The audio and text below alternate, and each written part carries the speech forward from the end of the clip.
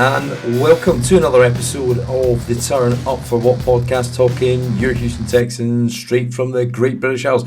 It's scheduled release week, and it's a bit like Christmas Day at times. Thursday night, 7 p.m. Eastern. The fixtures came out in full, so we're going to run through that. A couple of signings to discuss as well. But joining me this week for the first time since September 21, Mr. James Carlson from Texans Unfiltered. How are you doing? I'm good, man. God, I didn't realize it was that long ago, considering that it happened. We did it a lot compared to being 2 years. Yeah, well, that's it. I suppose it was last year. I kind of gave up the ghost in the last couple of weeks. I just stopped watching the tape back, putting clips out. There was no point. You weren't learning anything. It had no impact on the future. And I suppose it probably sums up the last 2 years in in a nice kind of way. That it's all been a bit of a throwaway. But before we go on, I left the draft intro on there from last week when Mr. Jordan Punn joined us, and we went through it a little bit. It was a quick flyby, but of the big draft move, where do you sit on that? Where is it? What's your take on it? Yeah, I think. Look, I understand justifying the trade from a fan's perspective. You traded up for C.J. Stroud. I get what it means, but at the end of the day, C.J. Stroud wasn't on the board, and you decided to give up that much for Will Anderson. I love Will Anderson. I think he's a great player. If you want him, go get him. But we need to be real about the trade. And you traded up for Will Anderson, and you gave up, what you gave up to get him. Not something I think I would have wanted to do, but at the end of the day, it kind of is what it is. It gives you a cornerstone on defense, which you need. The team is better. And that's, really about it. Like, the team is better. You gave up a draft pick that, you didn't have that you had from Deshaun. Like, it's okay. Like, we're not hurting the future. We're not mortgaging the future. The team is going to be better likely because of this trade. It's just a lot to give up for an edge rusher. And that's fine, but I'm not a big fan of it. Yeah, I just keep going back to where we are within the arc of that build, and I think when you're building, you need as many assets that are 50% at best success rate. You want as many of them to spread that risk right across the roster or your portfolio or whatever you want to call it. In this case, a roster, and you want to spread that out because they won't all hit, and the more so actually, if you had Will McDonald or Van Ness, plus that 33rd or 34th overall, top of the second, plus that first next year, plus the third you gave up this year or whatever. Yeah, whatever it was. Anyway, there was basically three assets you gave up versus one. Now, Will could be better than all of those three, and it might never be a conversation. Hope so, because we're going to need that. That needs to be the case because there was no room for error. I just think the timing of it, I would have preferred to do it next year if you felt, right, we just really need an edge rusher or we need a corner or whatever the premium position might be. And, and I think Caserio always says the next year's class does not affect the current. So it kind of felt like it was trying to appease a lot of people at the same time. And that may or may not work. But I think I've watched a bit more of Stroud, James, and I feel like his biggest flaw perhaps is under pressure. And I think this scheme, because the way it stretches zone angles out wide, with the way it bootlegs out in the space, with the way it moves the pocket, I think it might suit him. And I hope it'll have to if this is going to be successful, and when his agent's not going to get pissed off and try and reroute another client out of town. So we'll see. I don't know. I think it's an exciting time because it's worth watching again. It's worth talking about. It's worth being involved with. You want to see Stroud. I think all the fundamentals are there: baseline, pocket movement, awareness, accuracy being the biggest one. He'll have a lot of easy throws in this offense. So if I think it'll suit him because you've seen this scheme prop up lesser talented quarterbacks, Brock Purdy being the biggest example.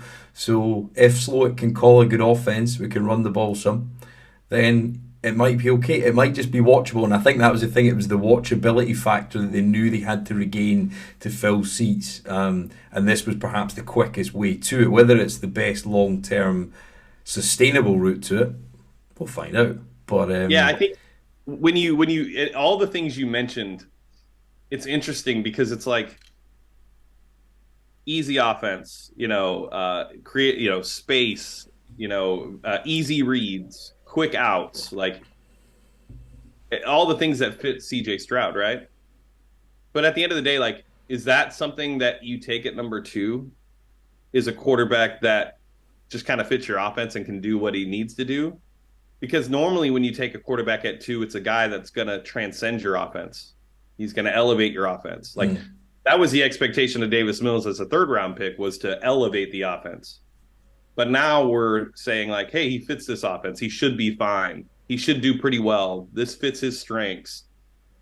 But like, is that a number two overall quarterback? Like, and I Yeah. guess that's ultimately my concern is like, yeah, it's fine. Like, we should be watchable and we may even be competitive, and he might blow us all away and be this top tier quarterback we didn't expect. But if he's middle of the road, 15, 10, maybe 12 to 15, was that number two pick used properly? I don't think Perhaps so. we'll see. I think I think last year with you went with two players who had because if you look at last year's draft, you've got and we're digressing a little here, but we've got Kenyon Green who's just had to have his knee scoped again. We've Yep. had it didn't play well, and that may well have been the reasons why he came back. Then had to have his knee scoped, so a little bit of a Yep. worry.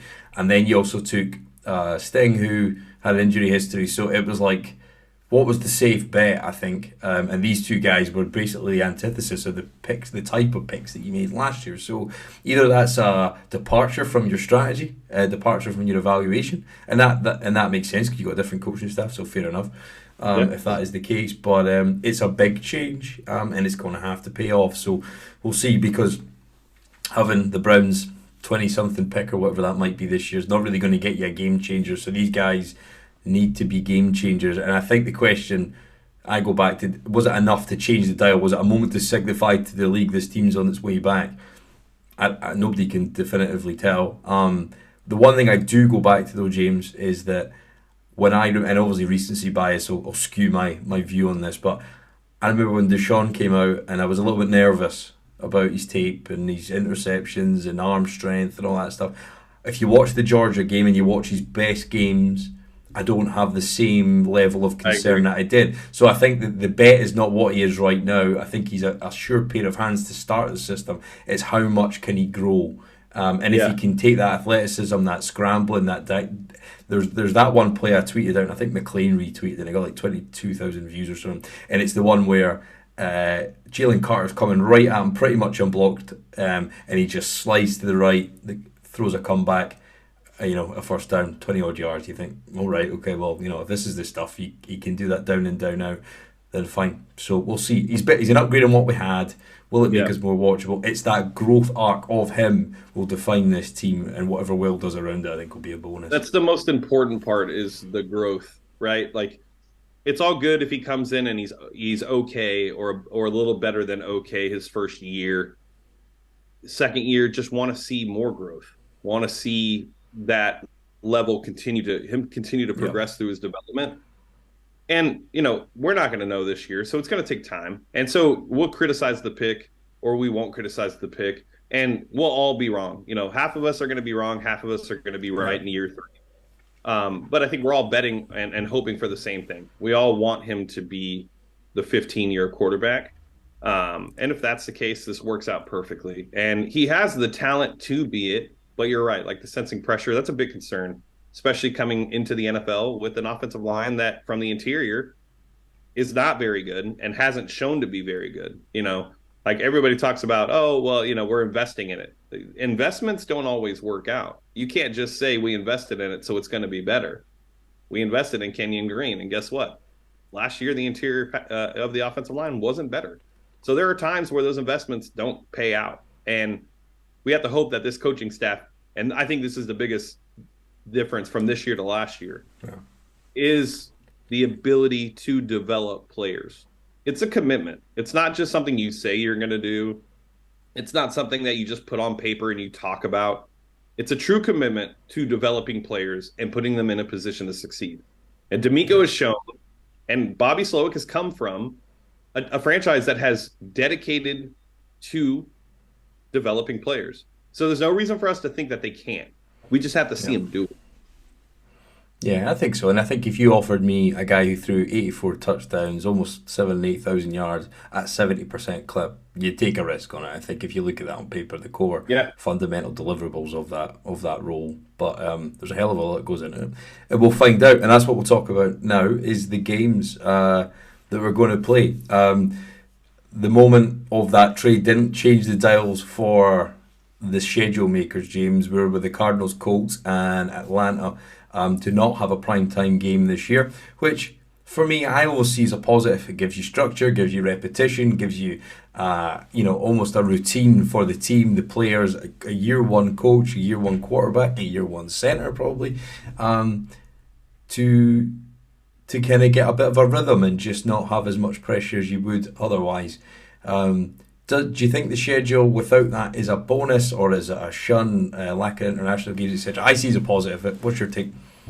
Yeah, I don't put a lot of thought into the primetime games right now with where this team's at. It makes sense for them to not have primetime games.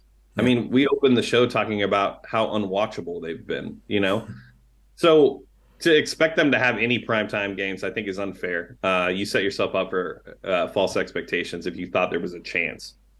This team has to earn it. They have to prove that they are watchable, that they are progressing, that they're going to be a different team, and that they're going to win. And this gives them an opportunity to do it. The most consistent schedule I think I've ever seen for this team is now. Like I don't know if I've ever seen this many noon games. Like so, you're right.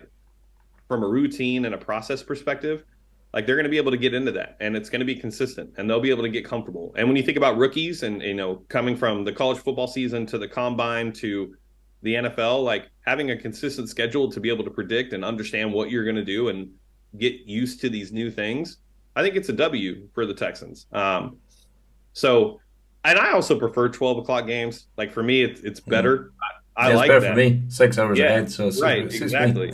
What time is it at Yeah. over there? So it'll be 6 p.m. roughly here every time the Which game is kicks off. perfect. So lovely, yeah. Go watch the game and go to bed, right? So Yeah. like, I like the 12 o'clock games. Would I like to see them on Monday Night Football or Sunday Night Football? Sure, but like we're a year away from that. Like let this Yeah. team go out and show that they are a capable team and that they're gonna do what we hope they do, and you'll get some games next year.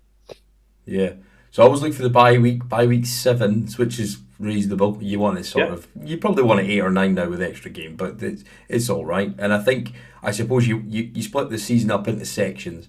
And if I look at the 6 games prior to that, I kind of feel like there's a potential route. And I've got a bit of a working theory or a working projection here. So if you take it, so who were not dealt a fair hand, and they probably conceded in some of this, and this is about the international development. So I think, first of all, James, I think it's fair to say that the Jacksonville probably is the leader in the clubhouse to win the division. Not by much, and not by much better than anyone else, but potentially that's the kind of standard you're looking to, emulate this year, right? So if you look at their schedule, they've got 2 games. So we play them week 4 or week 3. They play 2 games in London back to back. They then don't have a bye, play Indy, and then go to New Orleans on a Thursday night. So that's their first 7 games. So there is a potential, and that's a tough stretch, a big ask on any club. So I think that is where potentially we could get an in. That's just from the NFL's email that got sent out. So you might want to double check me on that, but it did seem odd. But anyway, so we'll go with that. But I think obviously we have our hardest game first, which is tough. And I think the strongest opponent, I think, on paper is Baltimore. We go there. I think most people, it's a first test out, first run at the offense. We'll see what they've worked on. You never know. They might surprise people, put in a good performance. But I don't think anybody's holding out any reasonable expectations. But I think Baltimore is also implementing a whole new offense. Well, that's it. Yes, you just never know. Everything Catch is them cold. brand new in Yeah, Baltimore, so yeah, it's not, they're looking to pass the ball, which is not something that we've seen them do a lot. So, yeah. that's going to be interesting. Yeah, no, absolutely. So I think when you look at that Jacksonville start, I think it's pretty brutal. A lot of travel, players not being at their home for a couple of weeks. That's got the either ability to put them on a run of 10, 12 wins, or to be going, oh well, they've fallen off big time from last year because the jump was such, and that was coupled with Tennessee's kind of collapse. So I think we'll find out by about the end of week 3, James, with the hosting of the Colts and then visiting Jacksonville in week 3. Where this team is at from a divisional standard from last year, it'll all make sense pretty quickly. So I think, what do you? I suppose it's probably a question of, does Shane Steichen implement an offense with Anthony Richardson that just goes from day one? Does he strike lightning in a bottle? I know you were quite big on him. I suppose that's probably it used to be, how good is Trevor Lawrence going to be? We kind of know roughly, and I think he'll continue developing. You'll have good games, you'll have bad games, and I think you'll find some level of consistency. But I think the big outlier in the division is that, and we'll find that out week 2. Yeah, I think. Yeah, nobody knows. Nobody knows what Anthony Richardson is going to be. Nobody knows everybody knows what he can be, and everybody knows what he can't be.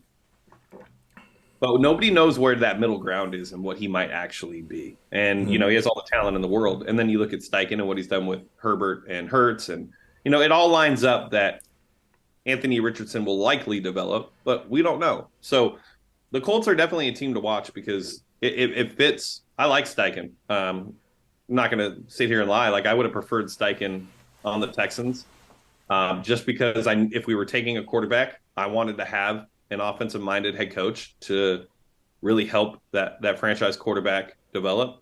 So it's going to be interesting to see what the Colts do with him. I would agree. Like, that's the question mark in the division right now.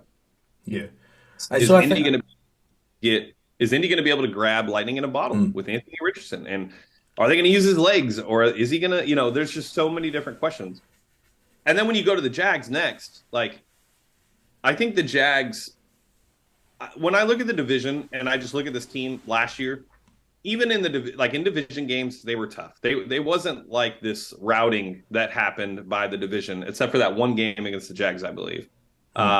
We had one bad game that was against the Jags, right? The game at home, yeah. The one they should have fired Lovey and got it all cleared out. Yeah. Other than that, like, they played the division pretty tough. So, like, the Jags, we'll see. Like, I wouldn't be surprised if that's a close game. I don't trust Lawrence yet. I think he is good, but he's inconsistent. You can't throw 7 interceptions in a playoff game and then all of a sudden you're a top tier quarterback. Like, that's a lot of bad decisions. So we'll see. We'll see. I think it'll be interesting for sure. The first 3 games are going to be a good barometer to know where this team actually is. And I think if the one thing that they can achieve on defense is just to have a middle of the road run defense.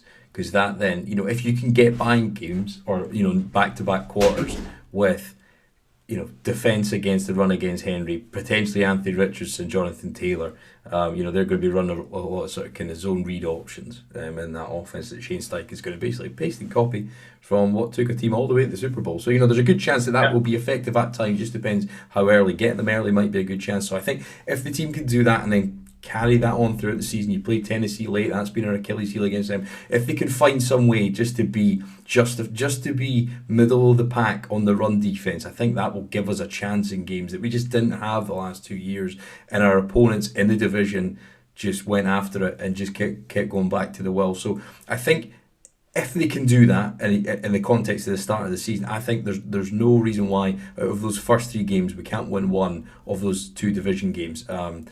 Either at home against Indy, getting them early, or on the road in Jacksonville when we find out who they really are. Because then, James, you've got a run of the Steelers at home, which might be the crowning special Ring of Honor game potentially. Atlanta on the road, who they've got Bijan but not a quarterback, and then you've got the visit of the Saints, who don't have a quarterback in theory. We'll see how David Carr goes, or Derek Carr rather. Everyone does that. How Derek Carr goes. So I think in those games that there is a minimum route to 3 or 4 wins, in my view, if this team is just serviceable by being in games, not making mistakes, and just doing the fundamentals right early in the season. We could equal the win total pre-bye. I don't think, and I'm a realist by nature. I'm certainly not going to call out big hopes and dreams for this team and the quality of the roster, because I think we're really flawed at certain spots. But I can see a route to equaling last season's win total pretty early. Yeah, I would agree. I think you kind of touched on it with the run defense. That's got to be cleaned up. They got to get better at it. But if you really look at this defense from last year, like, their biggest issue, whether it be on run or just in general, was tackling. Like, it was just a basic fundamental of understanding how to wrap up and tackle. I think that's something that can easily be addressed by week one, if that's the philosophy, right? If we go with the swarm philosophy and we're doing everything that D'Amico's talking about and coaching them up to do, that defense should take a step forward just by fixing the broken tackles, just in that part alone. So, yeah, I think it's fair to think that this team could be at a 3 to 4 win, 3 to 4 wins by the bye. I don't think that's out of the realm of possibility. Like you said, you're a realist. I'm more of an optimist. I think even optimistically, like 4 games is fair. Hmm. I hope so, and I think if you get through that 3 or 4 wins, I think everybody will be happy. But then I suppose you go into the bye at that point, and coming out the bye, I think it will be on the road to Carolina, first pick against second. I think that's going to be a point of judgment for this coaching staff and how well you can prepare against that club on the bye. Yep. And how do the two quarterbacks measure up? Now, there was a lot done about physical size, but Right. all it'll really matter is about how they produce on the field. And I think I always go back to the O'Brien era, James, when this club never at any point mustered what you would describe as a signature win, really. Apart from maybe Kansas City on the road in 2019, but then obviously it was undone back there in the playoffs. That's probably the only time they ever achieved that. That could potentially be a, less so of a signature win, but a mark in the sand, or a line of demarcation of, yeah, maybe this club's coming back a little bit. And if they can go and do that on the bye, I think it'll be a litmus test of the quarterback, the offensive coaching staff, the wide receiver group, the running game, all the stuff that they need to go on offense to go and win on the road that you have to have. That's a potential point where we can go, right, okay, maybe we start taking this a bit more seriously than we thought otherwise. Yeah, I think, and you really hit it on the head. It's really going to give us a true understanding of what this coaching staff is about coming out of the bye, right? Like from the Bill O'Brien days of not being prepared out of a bye to what we saw with Coley and what we saw with Lovey. Like this team hasn't been good at coming out of a bye in a long time. So let's hope that this coaching staff has a way to prepare and a way to really have this team ready coming off of a week's rest to go out and compete. And I think there'll be a lot of like the other good thing about it being in week 7 is the fact like they're going to have 6 weeks of film to go back and analyze about themselves. It's not even going to be more about the Panthers and what Bryce Young has done on film. They're going to be able to reevaluate what they've done over the first 6 games of the season and give them a true understanding of what wrinkles they need to add, where they need to work, and that's ultimately what we're looking for. We want to see them continue to develop and progress and get better. Like I think ultimately this season, win totals matter to an extent, but it's more or less like how are we losing? Yeah. No, How are we losing? If they only win 4 games in the season, but they're in every game and they look like a better team, I think the fans will be fine. I think most people will be okay.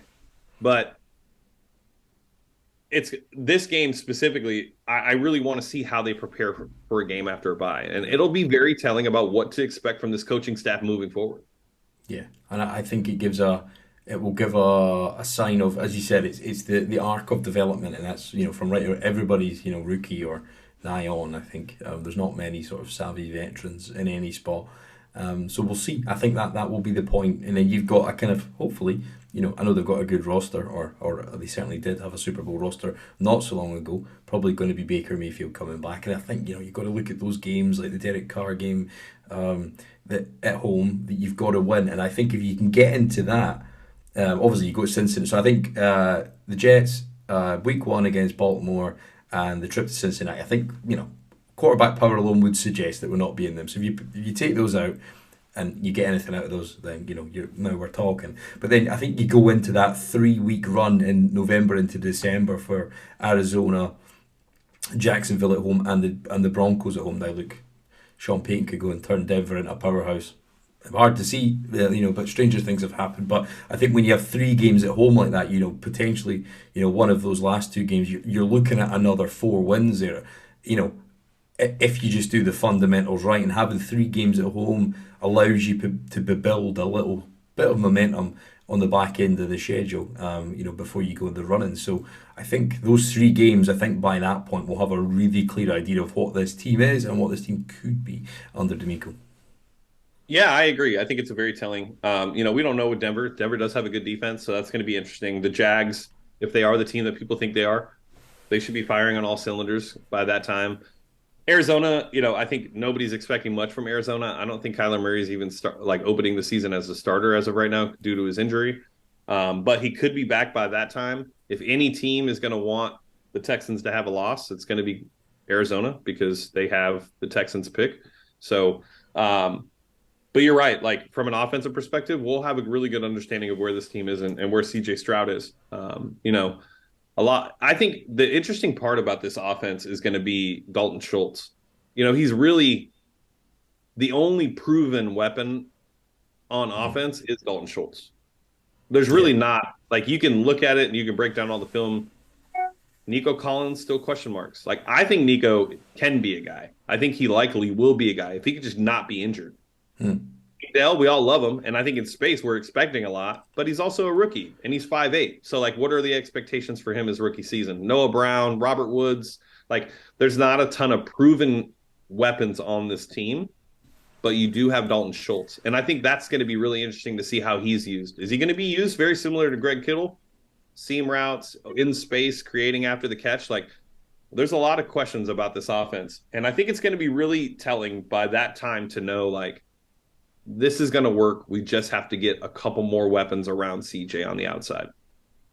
Yeah, I think so. And I've got a feeling, I think, about Xavier Hutchinson. I think there's an element there of polish and consistency. I know he's kind of had some bad drops and stuff, but I think you can clear that up. And it's all very different being a student athlete to a pro. But I think there's definitely an element there that he can put it. But again, it's a big expectation. So you're relying on the health of Nico, which hurt guys stay hurt invariably. And I think that year off with COVID just seems that he's never quite managed to get his body at a consistent level to not be injured. So you're relying on a guy who history's told you can't rely upon, and then you kind of get some average production at the other guy. So I think it's a case of this offense doesn't necessarily have a wide array of receivers and traditionally hasn't really used a slot receiver. I know Coob's really tried to get Keyshawn Martin and give you a throwback to work in. It's never quite worked out.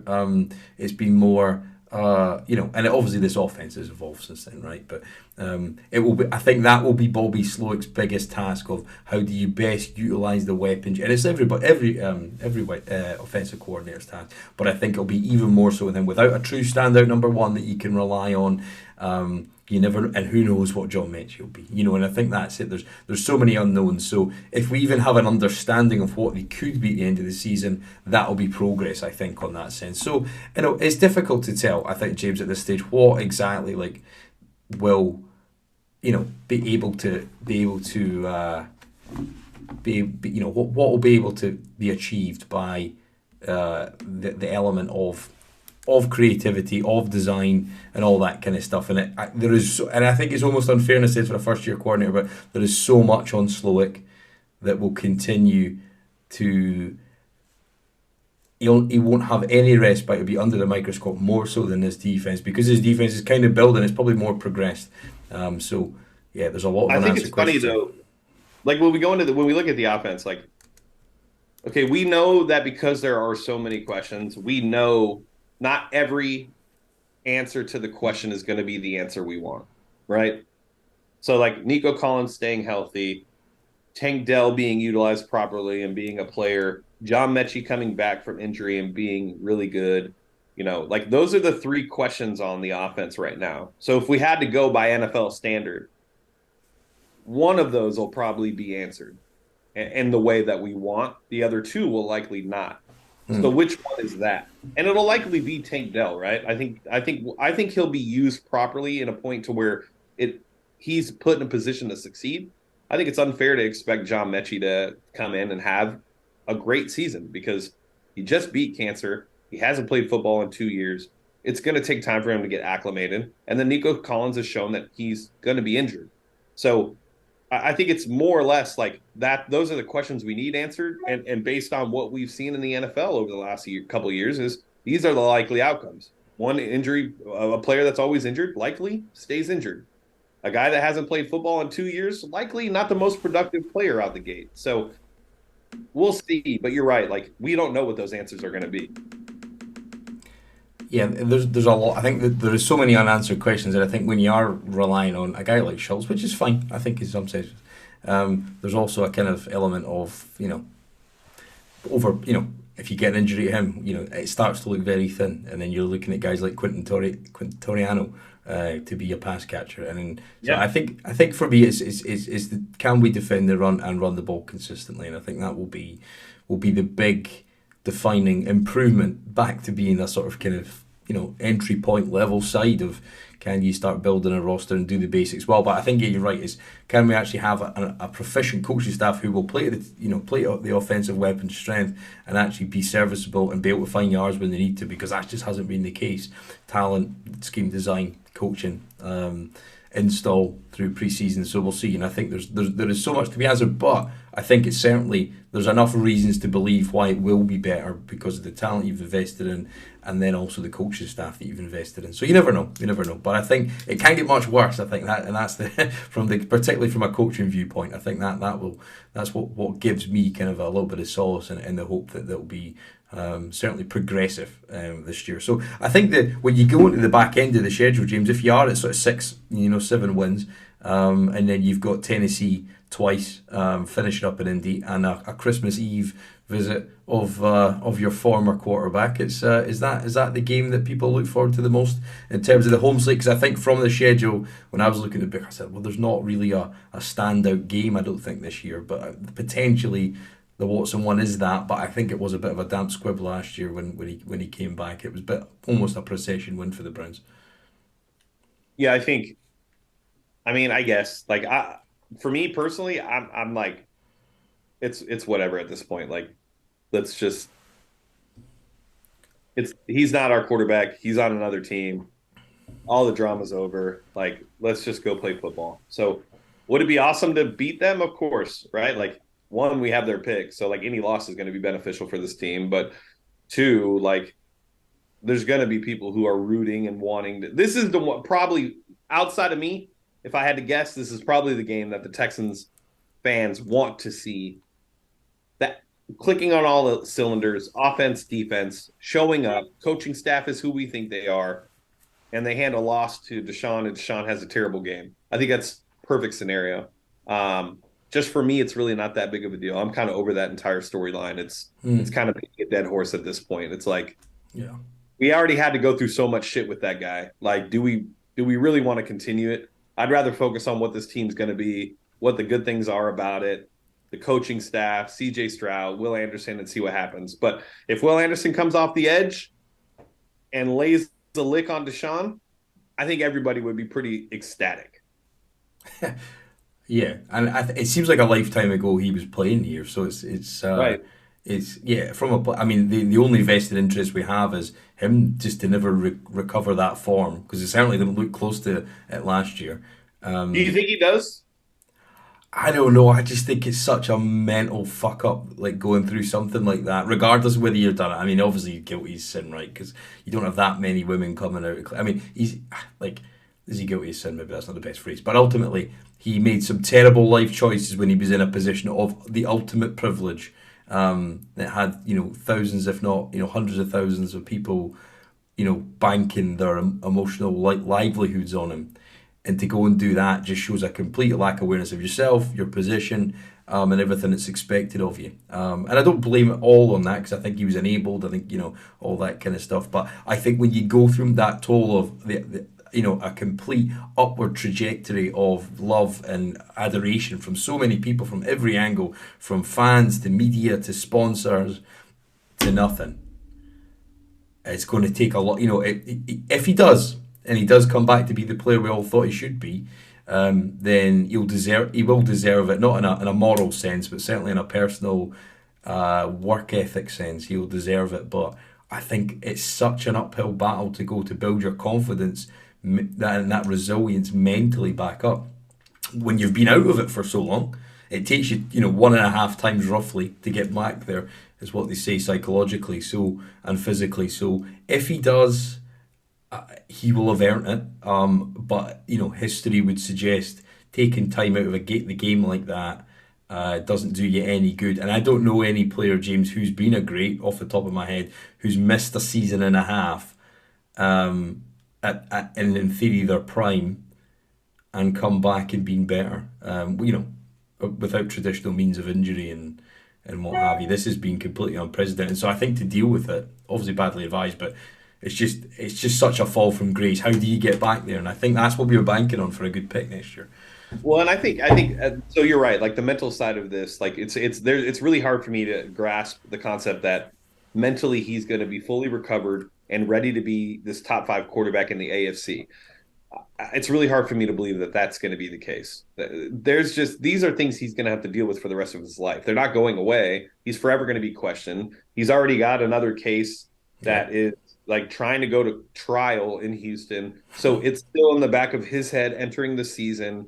Sponsors being questioned the rest of your life, having to turn off your comments on social media. And then on top of that part, and this is the part I feel like nobody ever talks about. So you have all of that, and then your contract is fully guaranteed. So you don't even really need to do anything. You don't Yeah. need to perform. You don't need to get back to that top five status. You're going to cash that check no matter what. You're going to make that money the next 3 years. They can go back and redo his deal however they want to do it for the salary cap. But at the end of the day, it's all guaranteed and there's nothing you can do. So, like, what motivation does he actually have outside of personal reasons? Mm. And to me, when you bottle all that up, it's really hard for me to believe that this guy's going to come back and be the guy that people think he's going to be. I just can't see it. Well, that's it. I think he's only won one playoff game, and he's not played that many games. Considering the age he is and where he is now in his Yeah. career as well, because of missing that time. So, um, yeah, I think when you add all those variables in, you think a mediocre outcome is potentially the most, some middle of the road outcome, like being a Kirk Cousins maybe plus level, and that just good quarterback, but is reliant on other things. So hopefully, because we need it to prop up that pick and make that trade that we talked about at the start look less of a potential risk. And if it does come back that way, then good on us. And I would never wish injury on anyone, James, but I think if somebody was to get injured, it would certainly help. Because again, the body coming back into the way he plays the game, the mental side of it, he's not. When you stop taking the hits, I can guarantee you the hits then feel a lot. You're a lot tender the next day than you would have been if you'd been hardened to it over the last few years. And you remember the year he did take the hits. He was getting a bus to Jacksonville with broken ribs. Now I know he's kind of flushed out of his game a little bit, but Yeah, but still, it might like, happen.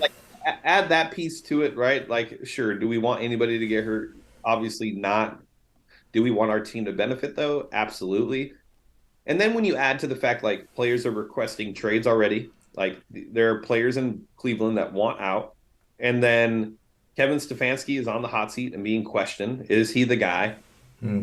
And then if Deshaun gets like, so let's say Deshaun gets hurt early, and then things aren't going well, and Stefanski is fired, and this team ends up winning 3 or 4 games. Dream scenario.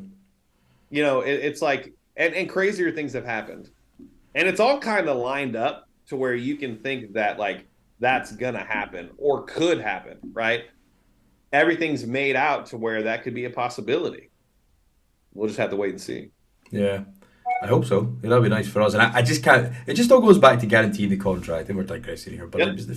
it was, and that was. I know Casario tweaked the trade at the end, but if that was me and you got wind of they've given him a full super max as his agent put out there, I would have gone back and asked for 3/3 or something on top of the three first because well, it's up to you. If you've guaranteed the contract, and if you want this to happen, it's up to you. And I think that, and I know he did get a little bit extra out of it, what was initially reported, but the desperation stunk at the time, and we'll see. But I don't. I mean, they've made some okay signings, but they've lost some players too. So we'll see. But that'll be a game potentially on Christmas Eve that we can potentially look back on the present that either gave us something that we didn't expect or perhaps disappointed. Yeah. But in terms of this season, who do you think of the Texans got the most to prove of this slate of games? What do you mean? Who's got the most to prove? We talked about Nico Collins. Oh, the players. Yeah. Yeah, Um, I think Stingley, who I think will be fine. Kenyon Green, and I think CJ and Will are probably the 4 players because yeah, they are such early picks in the first round over the last 2 years. it's really going to tell us where this team is. Yeah. You know, if Nick missed on Sting and Kenyon, and these guys can't stay healthy, or Kenyon doesn't develop and end up being a good guard, and like that, those are some real questions at that point. Like for Yeah. everybody that's questioned Casario up to this point, I think that there are things, but I don't think anything is really detrimental. I don't think anything's been this real question mark. Like he is not very good at his job. I think he's kind of overshadowed that by making really good decisions. But if Kenyon Green and Sting don't work out, I think then you have a fair reason to question what Casario is doing and if he deserves to be in this position. Yeah, I was just think the management of the cap. I think for me, has been the one just spending excess amounts on guys just to fill a roster out. There's been many examples of those in previous years, and I think you move forward with a limited cap number, and you weren't going to spend big this year. So by the time you actually get to year 2 and 3 of CJ Stroud, it'll all flush back in theory, so it should be okay. But I just think that you could have carried over a lot more. And for us to not have the most cap space, considering the talent, is perhaps Well, don't the we have the ratio, most cap space next year at 105 million, and then aren't we projected with the something current? like that. Yeah, yeah. And then in I like think it'll come. Yeah, 2025, it's like 200 over 200 million.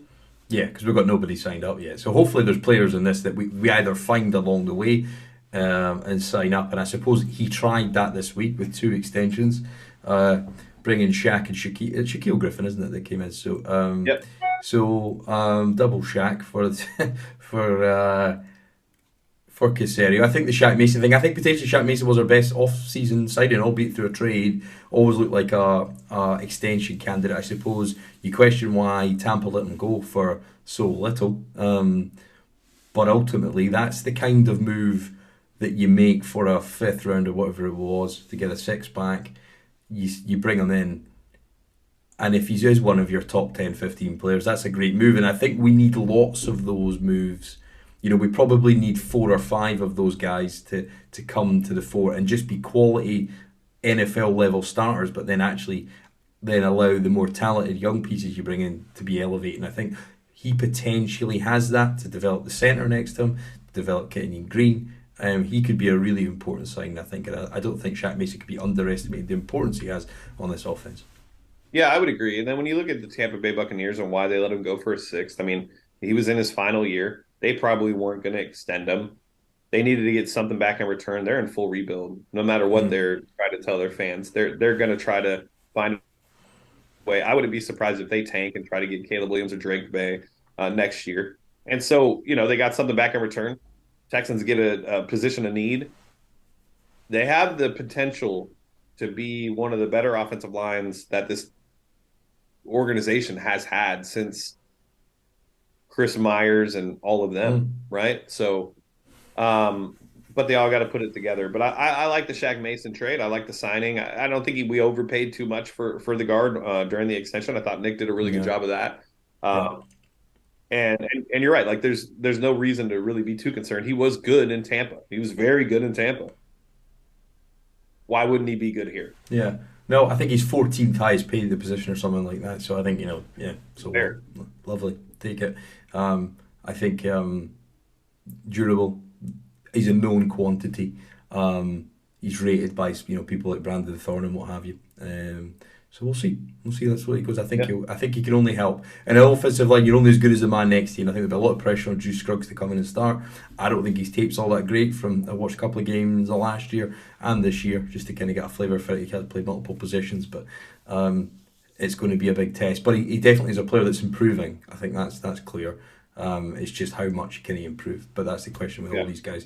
So we need to find mid-round gems like Damian Pierce. Hopefully can clear up the fumbles, run. He could be dispelled by Singletary, or hopefully Xavier Valade can be something. Can be a diamond in the rough. Who are the diamonds in the rough that they've picked up through the undrafted, which was a bit of a better and interesting class to this draft class? Who do you think could come out and be that diamond rough? Because again, we need multiple.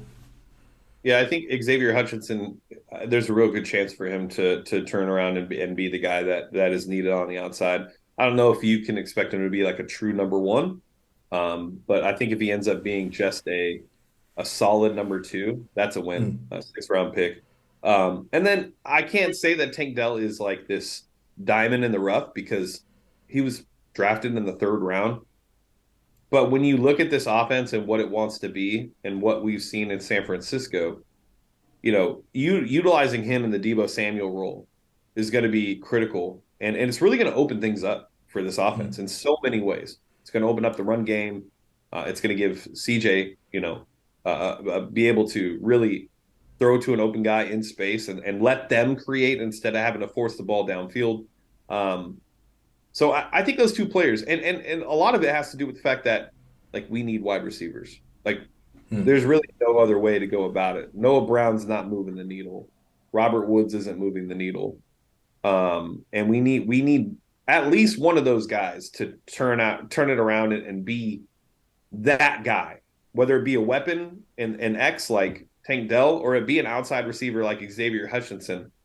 We need one of those guys to hit and be consistent. And if they do that, it works for this team. This team all of a sudden it's a completely different looking team if one of these players hits. If both of these players hit, now we're talking. Now we have an offense. Now we have consistency at the wide receiver position. It was really the biggest like that position group is lacking in so many ways. Yeah. And it's not because it's not like it can't be better. It can be, but like we talked about earlier, it's all the question marks. We just don't know Yeah. what to expect. I love Nico Collins. I think the first 5 games of the season last year, Yeah, look good. Yeah. he looked like a much better player from a route running perspective, from a catching perspective. He looked more physical. He looked healthier than he did his rookie season. Then he got hurt. So maybe this year, if he can stay healthy and he doubles down and shows another level of progression, I think he could still be a guy, but he's just got to stay on the field. And Yeah. but when you enter Tank Dell and Hutchinson, I think those are the guys that I'd probably have to go with, and it's just because of a position of need. We don't have guys at that position. Yeah.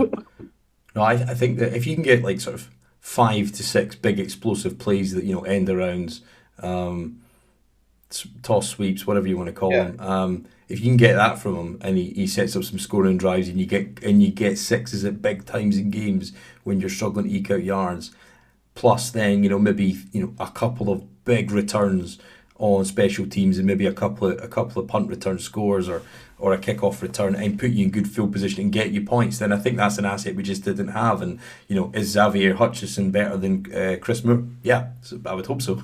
So there is progress on this roster, albeit slow and it requires patience, but there is progress. So I think you're probably right. I would just love to see Brandon Hill if he could come down and just be an enforcer, and you could get more out of him than expected in a 7th round pick.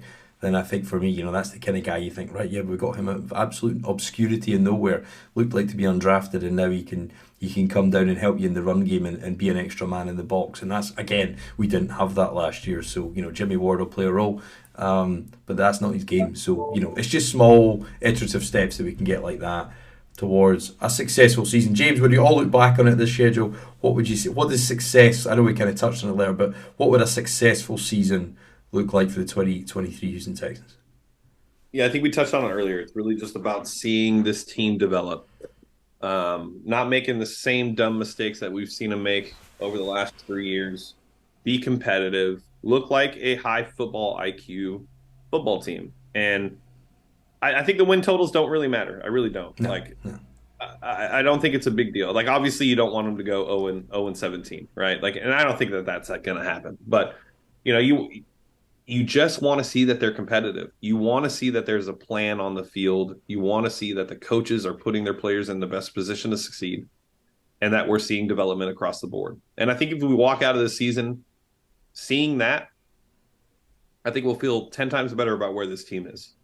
Yeah, I think so. Yeah, I think there's just a lot of iterative progress and maturation of young players that you want to see from last year's class to this year's class. And can we find enough? Can we find enough to shell out sort of 60 odd % of our roster and then it's about finding that extra 40% as you go, the finishing touches, which you can do for agency to a degree, and then you keep drafting, you keep hitting, so you keep hoping you hit rather. So there is so many unknowns, but for good reasons, I think, this time, rather than perhaps a desperate sense of resignation that you kind of know where the season's going to go. And I don't feel that this year. I don't know what game to book. I know I messaged you during the week and I said I'm not sure which game to go. I'm thinking of going to Atlanta away as a road game, and then we'll try and come to Houston Christmas, New Year for one of those games. That's my plan right now, I think. So I think because it seems like we can kind of do best of both worlds. So hopefully that will be the case. And one thing for you don't need to check your program apart from Denver at home, because it'll be at noon. So it's an easy one to remember. And but hopefully there's enough out of this that we can see progress, and we'll and hopefully Meco and Nick are going to work together well. I saw them on the Chris Long podcast. Thought it was great. Two guys that are enjoying working together. With a common friend there, and I really enjoy. And you kind of see them relax a little bit. And I think it felt like, for the first time in a long time, a ship with a direction. No Easterby out there. No headlines about off the field matters, no owner comments, all the kind of stuff that's happened right probably since 2017. It's never felt stable, but I kind of have a sense, certainly, James, that the Houston Nooners this year will be they'll be all right. I think it'll be worth watching, and it will feel like it means something again, which has been a hell of a long time since it has. I think it'll be great just to see like the fan base be somewhat optimistic in unison. Because I think that there's been, over the last 4 years, there really hasn't been that. There's been the optimistic crowd that tries to make the best out of each situation, no matter what's going on. And then there's the realists that are like, this team is just awful, and there's so many things happening, and what can you do? And I think having that unison as a fan base and seeing this team succeed and see that they have a plan, right? I think ultimately, like, that's going to be the most exciting part of this season. We all had our guys in the draft that we preferred. Don't get me wrong. We're probably going to be watching those guys and thinking like, but at the same time, if there's success, I don't think anybody's going to care. And I think ultimately that's what matters. And, that's going to be the best part of this season, is being able to, go on Texans Twitter and just have conversations now. We're not at each other's throats about what we think is right or wrong. We're hoping that this train is on the right track and that we all can just enjoy football again. And I think ultimately that's what we're looking for. And I think it's what we'll see this year. Yeah.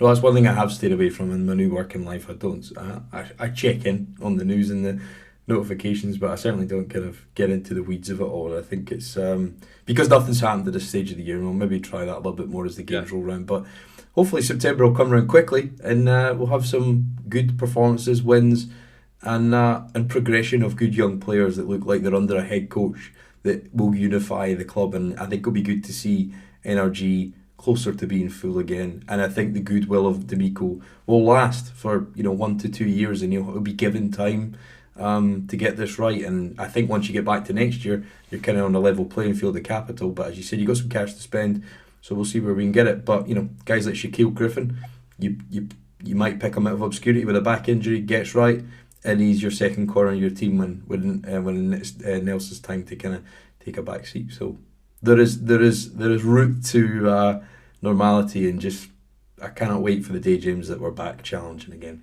I agree. Never take those days for granted ever again, ever. Yep. So thank you very much, everybody, for listening. Thanks to James for his time. It feels like we're on the way back up. Let's hope so. September will come around quickly, but thank you again for listening to the Turn Up.